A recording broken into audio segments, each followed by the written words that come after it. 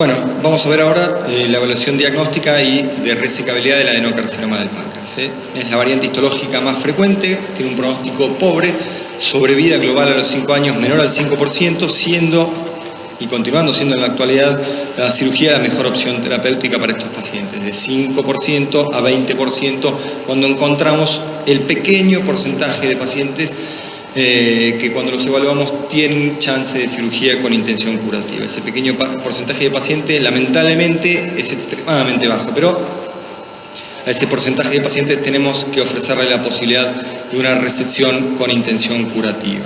La cirugía, la DPC, que es lo que se realiza habitualmente, recuerden que el 80% de los adenocarcinomas de páncreas se asientan en la cabeza, con lo cual estos pacientes deben recibir una DPC, tiene una mortalidad del 4% en los centros con alto volumen quirúrgico y con gran experiencia, y una morbilidad altísima, es decir, tasa de complicaciones, fístulas a la cabeza muy grande, con lo cual no es inocuo indicar una cirugía a aquellos pacientes que lamentablemente no la van a necesitar. No la van a necesitar ¿por qué? Porque el tumor es tan agresivo biológicamente que cuando lo evaluamos llegamos tarde.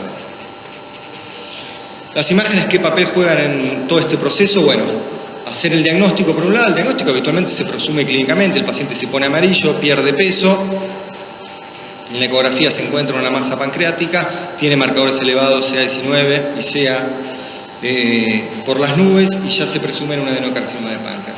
Con lo cual tenemos como objetivos a través de las imágenes hacer el diagnóstico y seleccionar adecuadamente a aquellos pacientes que se van a beneficiar con una cirugía con intención curativa de aquellos que no. Acá pongo una foto de mis cirujanos amigos que lo que hacen es mirarme a los ojos e interpelarme porque en el momento de ellos llevar al quirófano van a definir en definitiva que ese paciente era o no resecable. Con lo cual imaginen el impacto que tiene llevar a un paciente a quirófano con las ansiedades y con los recursos que significa y con las eventuales complicaciones cuando ese paciente no tenía chance de ser resecado. Esa mirada interpeladora de los cirujanos es la que nos tiene que estimular a evaluar previamente los pacientes en forma minuciosa y detallada para ofrecerles la mejor información. Y este es el objetivo que se busca, ¿sí? Que se logre hacer una DPC y que los márgenes sean libres, es decir, conseguir una cirugía que se llama R0, sin residuo macro ni microscópico en la pieza. Tomografía computada, ya lo vimos, las ventajas que tiene. Hagamos estudios dinámicos, fase arterial y fase portal, también podemos incluir una fase de redistribución. La fase arterial es la fase de máximo refuerzo del parénquima pancreático normal, así que los tumores que son hipovasculares los vamos a encontrar en este tiempo vascular. La fase portal para la evaluación de la resecabilidad, donde vamos a ver pintada la vena mesentérica superior y la vena porta y vamos a determinar si hay o no invasión vascular venosa. Estas son las características clásicas del adenocarcinoma. Es un tumor infiltrante. Que sea infiltrante implica que los bordes los vamos a ver poco precisos, no muy bien definidos. Hipovascular, es decir, refuerza menos que el parénquima pancreático normal, que realza enormemente en la fase parenquimatosa y arterial, a diferencia de los tumores neuroendocrinos, que son tumores bien circunscriptos, bien redonditos, bien delimitados, hipervasculares. En general no tenemos problemas en decir que esto es un adenocarcinoma, no tenemos obligación de dar la variante histológica, pero lo estimamos de esta manera. Los signos secundarios son la obstrucción abrupta del conducto pancreático. Recuerden que este es un tumor adenocarcinoma ductal, ya su nombre lo dice, surge de las células del epitelio del conducto pancreático, con lo cual, como surge de las células del epitelio ductal, la obstrucción es muy precoz y muy abrupta y muy fuerte, ¿sí? Se dilata muchísimo río arriba el conducto pancreático y se asienta en la cabeza del páncreas, como es el 80% de los casos, vamos a tener dilatación biductal, conducto pancreático y conducto coroidal. Resonancia magnética, resolución tisular, como siempre, páncreas sano, blanco, en secuencia T1. Les diría que si no pueden hacer contraste intravenoso, la resonancia magnética, obviamente, desde luego, frente a la tomografía computada, tiene enormes virtudes y puntualmente les hablo de la secuencia T1, rica en proteínas, el parénquima pancreático normal, el tumor es hipointenso y lo van a ver claramente siempre, les diría, en secuencia T1. Secuencia T2, secuencia difusión, como secuencia funcional nos ayuda a detectarlo, el tumor, La fase portal en este caso, fase arterial, perdón, acá se ve muy bien el tumor, hipovascular, hipointenso frente al páncreas normal, y la fase portal nos va a ayudar a evaluar la resecabilidad local y a la búsqueda de metástasis en el hígado, ¿sí? Son metástasis hipovasculares, al igual que el tumor primario. El hígado, a diferencia del páncreas, refuerza mucho más en fase portal. Si vamos a buscar las metástasis en la fase arterial parenquimatosa, quizás nos cueste un poco más. Cuando las vamos a buscar en la fase portal, las encontramos mucho más fácilmente. La secuencia de colangio-resonancia magnética, otra herramienta muy importante que tenemos para el adenocarcinoma del páncreas. En este caso, signo del doble conducto, amputación abrupta y dilatación significativa y fuerte del conducto pancreático y del conducto colédoco y de la vía biliar intrahepática. Los procesos inflamatorios, sea pancreatitis crónica, sea pancreatitis autoinmune, dan afinamiento gradual, homogéneo, en forma de pico, como ustedes conocen, pico de flauta, pico de pájaro. Y la pancreatitis autoinmune también nos da una forma de estenosis que son focales, segmentarias, salteadas, sin gran dilatación proximal a esas estenosis. Fíjense entonces que el comportamiento del conducto pancreático es completamente distinto en las pancreatitis crónicas y en las pancreatitis autoinmune del adenocarcinoma del páncreas. En cuanto a la resecabilidad, acá también tenemos 3 categorías del paciente, esto ya definido por diversas guías, consensos y recomendaciones. Asociación Internacional del Páncreas, año 2012, convalidado por NCCN, que es, digamos, un grupo americano que regula un poco el manejo de pacientes oncológicos, versión 2009, estratifica a los tumores y a los pacientes en 3 grupos principales: aquellos pacientes que van a ser resecables, es decir, vamos a tener opción de chance quirúrgica, 15% habíamos dicho de los pacientes, y desde el punto de vista anatómico tenemos que ver lo siguiente: ausencia de metástasis a distancia, ausencia de invasión vascular, que haya contacto con la vena mesentérica superior pero que no esté deformada. Esto es la definición de un tumor resecable. En el espectro opuesto de las lesiones tenemos los tumores irresecables. Desde luego, aquellos que tienen metástasis a distancia, tanto hepática, peritoneal o lo que sea, invasión, contacto más de 180 grados con la arteria mesentérica superior, invasión venosa que no sea reconstruible, que es un aspecto técnico, o invasión de la vena cava o de la arteria aorta. Y por último, un tercer grupo de pacientes que seguramente son los pacientes más problemáticos desde el análisis y desde el manejo multidisciplinario, que son aquellos denominados borderline. Así los tenemos que definir. Son tumores que tienen algunas particularidades anatómicas. También tienen particularidades clínicas y biológicas, ¿no? Biológicas de acuerdo a un valor determinado de SEA, y clínicas también, pero lo que nos interesa a nosotros es particularidades anatómicas. Vamos a tener invasión venosa más de 180 grados de la vena mesentérica superior y de la vena porta. Vamos a tener contacto con la vena mesentérica superior, pero con deformación, a diferencia de los tumores resecables, que la vena puede estar contactada con el tumor, pero no está deformada. Acá sí está deformada. Y vamos a tener contacto menor al 50% de la circunferencia con la arteria mesentérica superior. Es importante entonces recordar estas relaciones vasculares que les comentaba. Aquí llamamos contacto abutment, como lo van a ver en la literatura inglesa, contacto menor a 180 grados, sea arteria o sea vena. Contacto con deformación, habitualmente la vena, ¿sí?, que es más compresible, maneja menor presión, con lo cual se deforma más fácilmente. Esto es lo que lo pueden llegar a encontrar como el signo de la lágrima o el signo de la gota, porque está tironeada la vena que está infiltrada por el tumor. Esto es un criterio habitualmente borderline. Y ya invasión o encasement es cuando tienen más de 180 grados de contacto de la lesión con la arteria o con la vena. Una vez que conocemos muy bien cómo definir cada uno de estos contactos vasculares, vamos a ir a buscar el tumor primario, que ya conocemos cómo se diagnostica, y vamos a intentar reconocer estas estructuras vasculares para definir resecabilidad. Este es un paciente que debutó con ictericia, se puso amarillo, le pusieron un catéter plástico en este caso, que se ve acá en el colédoco, una lesión hipovascular, francamente hipoperfundida, bordes poco precisos, vena y arteria, surco libre, es un tumor resecable. ¿Estamos de acuerdo todos? Otro tumor resecable, otro paciente que se puso amarillo. Así recibimos, la verdad, que muchísima cantidad de pacientes, ¿no?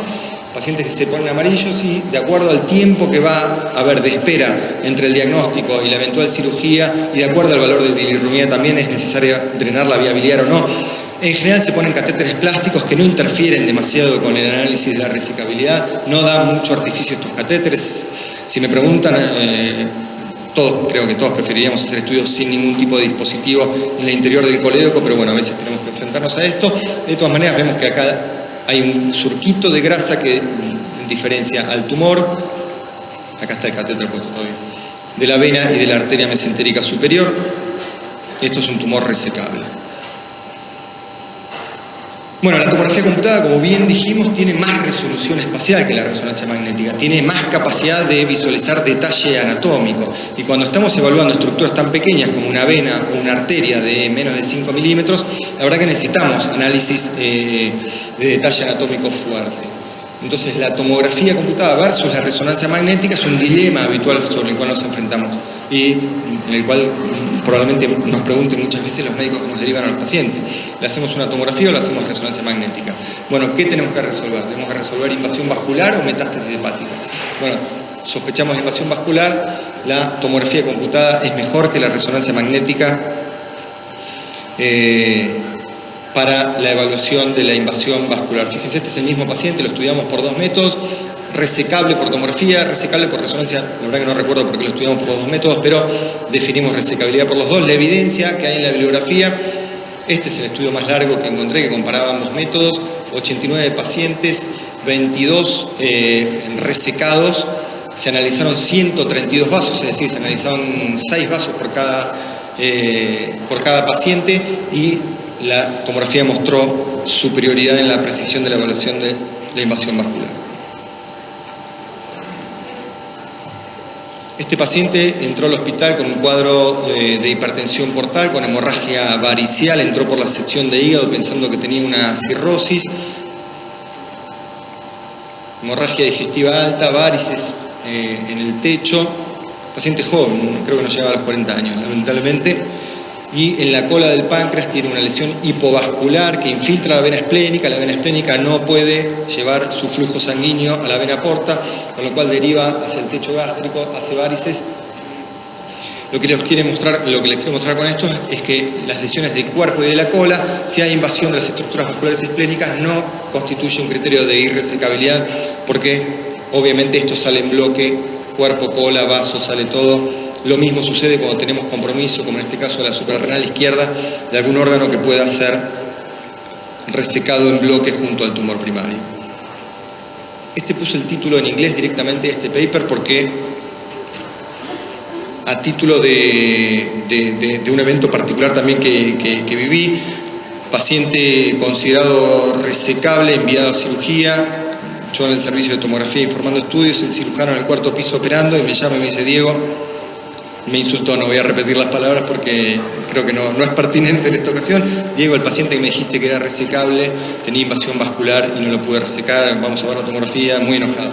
Y la verdad que con eso me puse a buscar un poquito de bibliografía, y hay evidencia científica que nos dice que los tumores de páncreas, variante adenocarcinoma, son tan agresivos que uno debe evaluar los estudios por imágenes previo a la realización de la resección con un periodo, con una longitud no más de 22 días para que ese estudio sea considerado apto para llevar al paciente a cirugía. Se ha demostrado que con más de 22 días y sobre todo con 32 días el riesgo de irresecabilidad aumenta sensiblemente. ¿Por qué?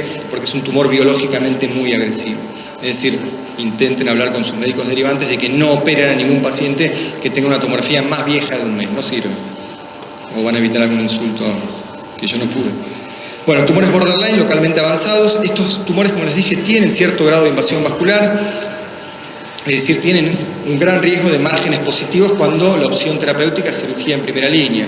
Entonces, estos pacientes habitualmente en centros de primer mundo se recomienda neoadjuvancia preoperatoria para intentar reducir el volumen tumoral y que ese paciente se convierta en candidato curativo, digamos, ¿no? Que tenga una chance quirúrgica. Habitualmente estos tumores y pacientes en general son de difícil manejo, no solo médico sino también quirúrgico, porque muchas veces requieren resecciones vasculares, reconstrucciones vasculares y demás. Acá como radiólogos tenemos, digamos, el rol en 2 puntos determinados de la enfermedad. En primer lugar, el estado del tumor al diagnóstico. Acá vemos invasión de la vena y acá vemos la arteria libre. Decimos que esto es un tumor borderline. El paciente va a recibir neoadjuvancia y la posterior evaluación tenemos que intentar determinar si se achicó el tumor y si se achicó la relación que existía entre el tumor y la vena o la arteria para definir si realmente era o no resecable. Bueno, tumor borderline, habíamos dicho que era aquel que tenía contacto venoso mayor a 180 grados. Vemos acá una tomografía computada, otra vez un catéter puesto. Vemos la circunferencia de la vena mesentérica superior y vemos contacto, el tumor rodeando. Recién acá creo que vemos un poco de grasa sana, normal, rodeando más de 180 grados a la vena mesentérica superior. El signo de la lágrima, como les dije previamente, es un tumor borderline. Cuando la vena está infiltrada y tironeada, lo vemos perfectamente en esta resonancia. Acá el tumor en difusión, acá el tumor hipovascular, la arteria completamente libre, la vena completamente deformada, debería ser redondita, y cuando la vena en plano axial ovoidea o tironeada con esta puntita, esto es que hay infiltración. De hecho, es lo que sucedió. Acá hay un clamp puesto, este es el tumor, y esta la vena, y acá está infiltrada. Esto era imposible de despegar si no era cortando la vena mesentérica superior ahí, poniéndole un parche, que fue lo que se hizo con el paciente, y se pudo resecar completamente. La longitud del contacto vascular es otra cosa que tienen que informar. Acá pongan al paciente en plano coronal y fíjense qué longitud hay de contacto entre el borde inferior y el borde superior. ¿Por qué? Porque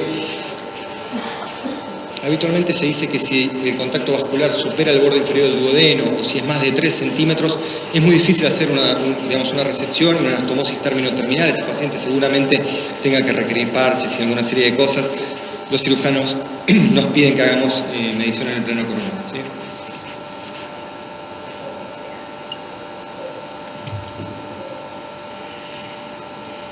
Bueno, borderline venoso vimos hasta ahora, y ahora pasamos al borderline arterial. Cuando no había contacto con la lesión, de la lesión con la arteria, decíamos que eran tumores resecables. Cuando hay contacto menor a 180 grados, decimos que este es un tumor borderline. Potencialmente resecable, sí, potencialmente resecable, pero los estándares de cuidado dirían que ese paciente debe recibir neoadjuvancia y probablemente ese paciente requiera resecciones y reconstrucciones vasculares. Trazamos una línea en el ecuador de la arteria mesentérica superior y tratamos de ver cuánto de su circunferencia está en contacto con este tumor hipovascular que vemos acá. Consideramos 180 grados y lo tomamos como un tumor borderline menor a 180 grados o al 50% de la circunferencia.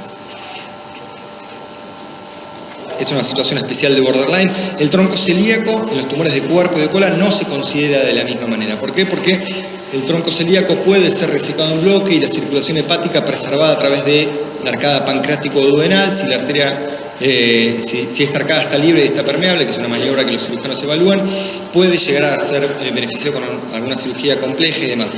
Es decir, que el compromiso de la arteria gastroduodenal, perdón, de la arteria del tronco celíaco, cuando la arteria gastroduodenal y la arteria hepática propia están sanas o respetadas, es un criterio borderline, ¿sí?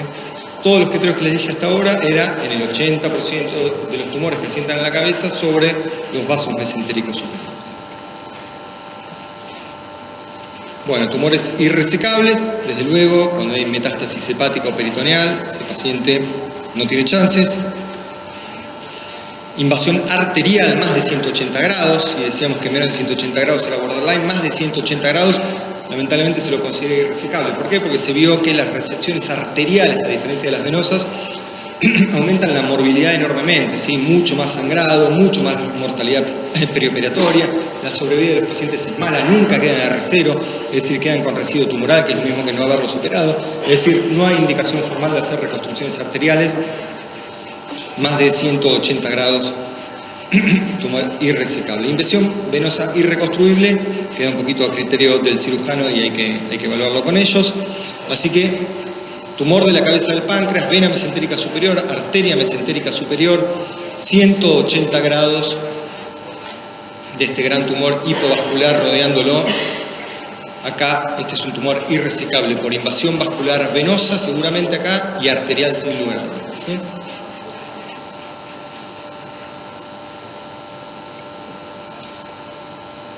Las guías y los consensos que les mostré previamente también hablan a favor de un tumor irresecable cuando hay compromiso de las primeras ramas yeyunales, tanto arteriales como venosas, porque eso requeriría una extensión, una resección prolongada y ampliada del yeyuno asociado al duodeno y también enormes complicaciones asociadas. Así que los tumores bien bajos, ¿sí? Sobre todo de la porción baja de la cabeza del páncreas y los del uncinado, a veces pueden tener compromiso de las primeras ramas yeyunales, y fíjense las ramas venosas cuando suben a la vena porta, o las ramas arteriales cuando bajan de la arteria mesentérica, que no estén involucradas, como se ve perfectamente acá, ¿no?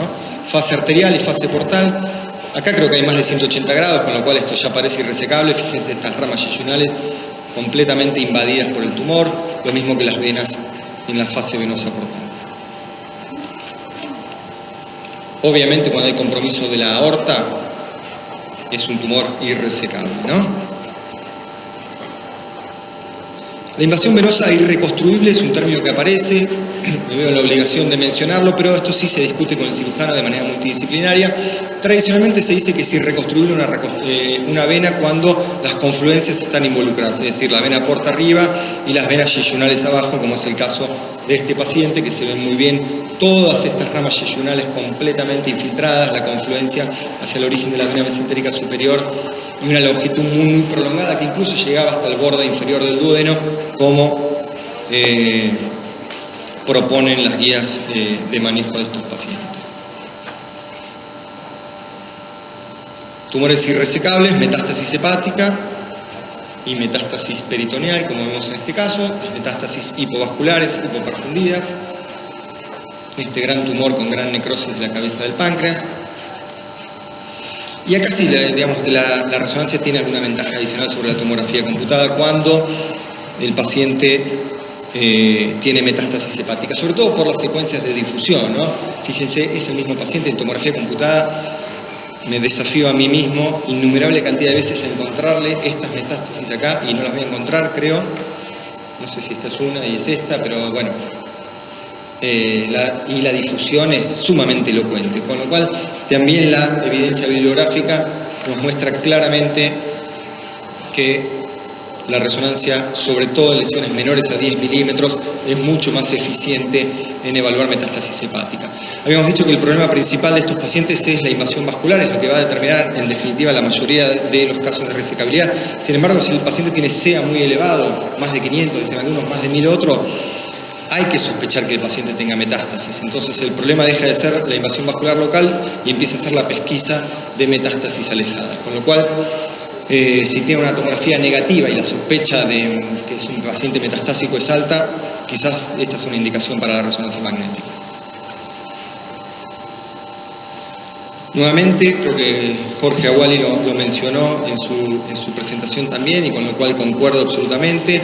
El radiólogo dentro del equipo multidisciplinario es sumamente importante. Debemos trabajar en conjunto, y el impacto que tiene el adecuado análisis de las imágenes es brutal. Digamos, este es un trabajo del Johns Hopkins de Baltimore, es el hospital con mayor volumen quirúrgico y más alta experiencia del mundo, 2000 DPC, publicaron hace poquito, y ellos hicieron este trabajo que lo denominaron Comité Express de Tumores de Adenocarcinoma, pacientes que venían derivados de centros hacia ellos, que son centros de segunda opinión y de referencia, los evaluaban en el día, clínico, gastroenterólogo, cirujano, oncólogo y radiólogo, y vieron que un 18,7%, es decir, 38 de 203 pacientes, cambiaban la recomendación inicial de la que le habían ofrecido en los centros de derivación del hospital primario.